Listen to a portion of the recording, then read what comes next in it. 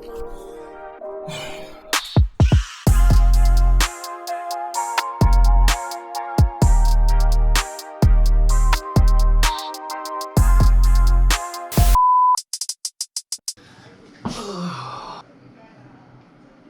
we go! So it's been around 1.5 years since any DJ here in Singapore can perform, unlike our peers overseas.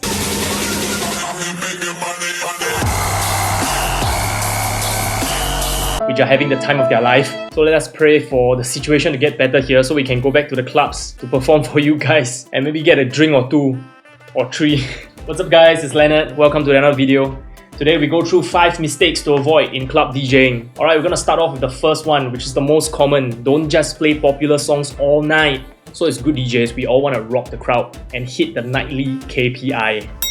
So from my personal experience, there's a few reasons why this won't work out in the long run. By playing bangers after bangers, you'll soon see people getting tired quickly and burnt out. When they get tired, they'll get thirsty and they'll buy more drinks.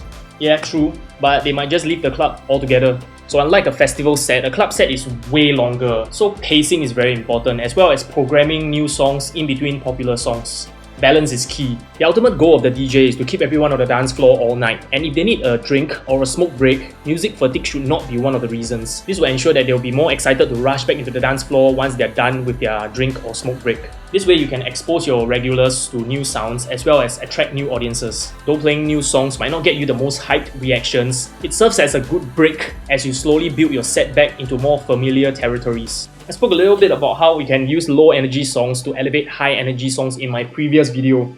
Please check it out. Also, traditionally, a DJ's job is supposed to break new records, aka introduce new music to the audiences, so it's simply part of the job. The second mistake is something that a lot of new DJs make.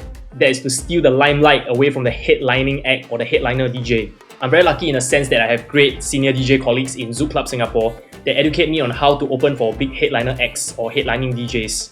So I'll summarize all that I've learned in 3 simple steps. Number 1.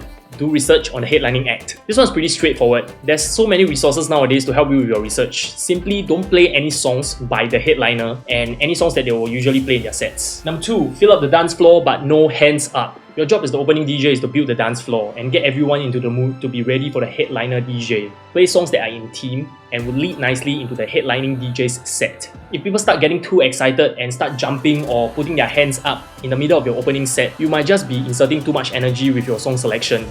Dial it back a notch. Last but not least, play a downer set. This takes some guts and experience to pull off, which could result in a huge payoff. I came up with this term with a lack of a better word. Semi-kill off the dance floor's energy with a downer set 30 minutes prior to the headliner's appearance. Take your set and dial it back 2 to 3 notches. Keep it down but still in theme, at the same time still able to hold the crowd in. If this is done right, the clubbers should all be vibing in unison. This will allow for a huge energy jump to happen when the headlining act appears. The headlining DJs are headliners for a reason, and if you are the opening DJ, you have to respect that and do your job. With consistent work output, you will eventually get to headline your own show.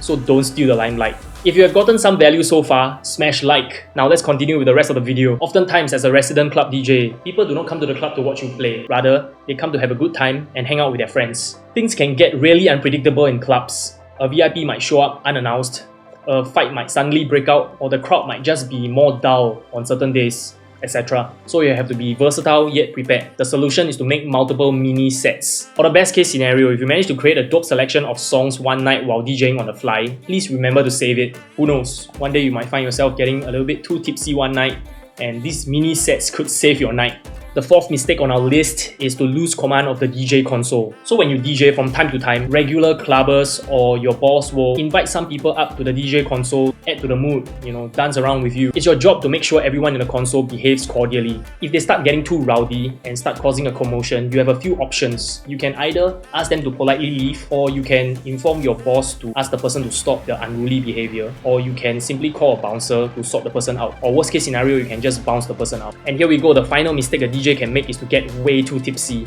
I'm personally guilty of this, as I broke up with my ex-girlfriend in December 2016, and it was during the closing party of Zouk Club Singapore as we are getting ready to move to a new venue. As expected, I was having a shitty time despite the beyond dope party. Back then I was saved by having 8 years of DJing experience under my belt, so I managed to barely scrape through. But if I wasn't so tipsy, I could have played a better set and have one less regret in my life.